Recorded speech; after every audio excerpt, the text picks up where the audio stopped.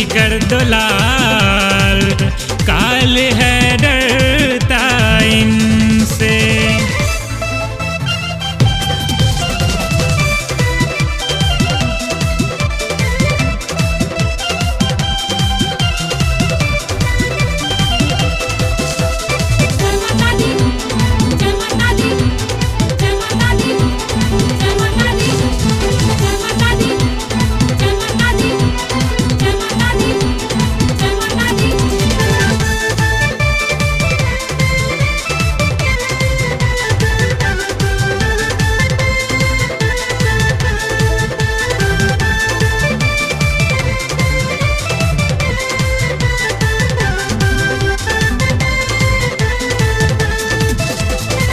लाल रंग है माँ को प्यारी, ये सारा जग जाने हैं।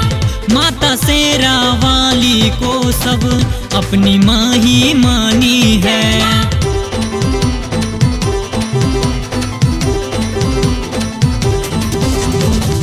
लाल रंग है माँ को प्यारी, ये सारा जग जाने हैं। माता शेरा वाली को सब अपनी माँ ही माने हैं। करो माँ की महिमा पर न सवार, काल है डरता इनसे। माँ का ध्वजा भी कर दो लाल, काल है डरता इनसे। ऐसा रूप देखो माँ का सलोना, लागे नाही जादू टोना। ऐसा रूप देखो माँ का सलोना, लागे नाही जादू टोना। चमका दी, चमका दी, चमका दी, चमका दी।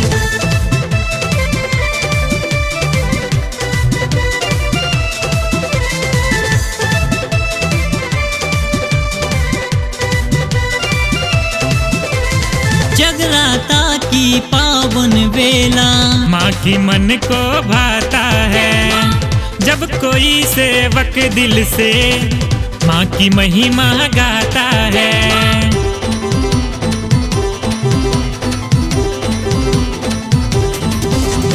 जगराता की पावन वेला, माँ के मन को भाता है।